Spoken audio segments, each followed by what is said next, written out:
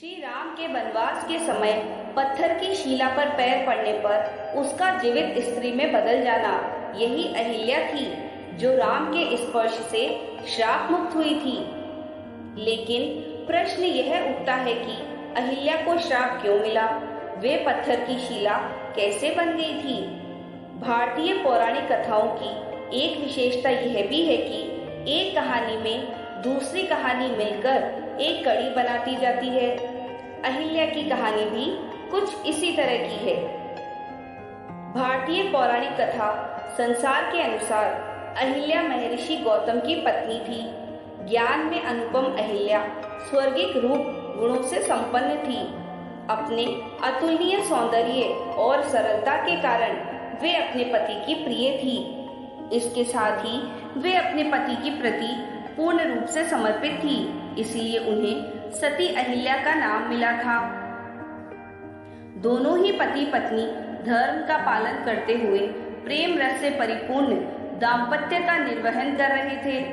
ऐसे अद्भुत प्रेम को अचानक एक दिन बुरी नजर लग गई। यह बुरी नजर थी देवराज इंद्र की, जो अहिल्या के सौंदर्य पर आसक्त होकर उनका प्रेम पाने के लिए ललायित हो उठा।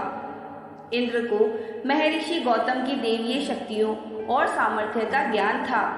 इसके साथ ही वह अहिल्या के पतिनिष्ठ होने के सत्य से भी परिचित था। इंद्र के पास इन शक्तियों से पार पाने का सामर्थ्य नहीं था, पर वह अहिल्या को भूलना भी नहीं चाहते थे। वह स्वयं को संयमित कर सही अवसर की प्रतीक्षा करने लगे। समय अपनी गति से चलता रहा और एक दिन महर्षि गौतम ने अहिल्या से कहा कि उन्हें एक विशेष सिद्धि की प्राप्ति के लिए कम से कम 6 माह तक वन के एकांतवास में तपस्या करने जाना है। अहिल्या ने उन्हें सहमति देते हुए उनकी प्रतीक्षा करने की बात कह विदा कर दिया। इंद्र बस ऐसे ही एक अवसर की प्रतीक्षा जाने कब से कर रहा था। ऋषि के जाते ही वह महर्षि गौतम का वेश धारण कर अहिल्या के पास पहुंच गया।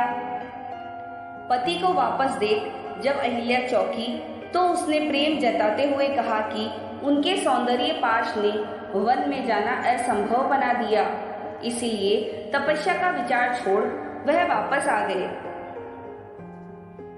पति की बात सुनकर अहिल्या का मन मयूर नाच उठा और वे दोनों पहले से भी अधिक प्रेम से जीवन का आनंद लेने लगे। देखते ही देखते 6 माह का समय बीत गया और एक दिन अहिल्या ने सुबह सवेरे अपने आंगन में अपने पति की चिर परिचित पुकार सुनी, जबकि ऋषि का रूप धरे इंद्र तब तक सो ही रहे थे। एक पल में ही अहिल्या को अनर्थ का ज्ञान हो गया। महर्षि गौतम को सामने पाकर अहिल्या पत्ते की तरह कांपते हुए उनके चरणों में गिर पड़ी। तब तक इंद्र को भी ऋषि के आने का भान हो गया था, तो बिना देरी किए वह वहां से भाग निकला।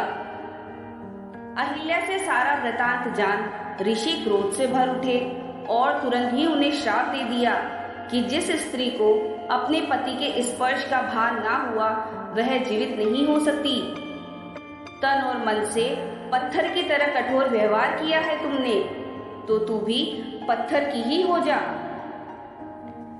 ऋषि के श्राप और अपनी अज्ञानता से निराश अहिल्या ने तब अपने पति को रोते हुए समझाया कि आप इतनी दिव्य शक्तियों से संपन्न हैं, आप मुझे अकेला छोड़कर गए और बीते 6 माह में आपको एक बार भी आभास ना हुआ कि मेरे साथ कोई छल कर रहा है।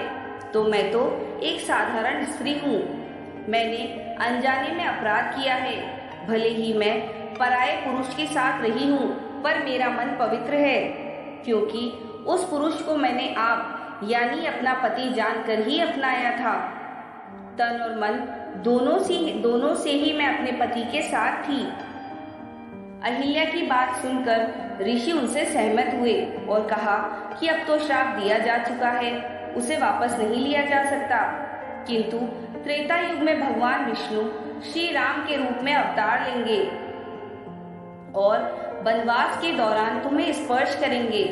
उनके स्पर्श से ही तुम्हारा पाप धुलेगा और तुम वापस अपने स्त्री रूप को प्राप्त करोगी। ऋषि के श्राप को धारण करते हुए अहिल्या पत्थर की शिला बन गई और घोर प्रतीक्षा के बाद श्री राम के पावन चरणों के स्पर्श से पुनः स्त्री रूप में प्रकट हुई। अगर आपको आज की ये कहानी अच्छी लगी हो तो प्लीज लाइक करें, शेयर करें और आने वाले वीडियोस की नोटिफिकेशंस के लिए सब्सक्राइब करें। धन्यवाद।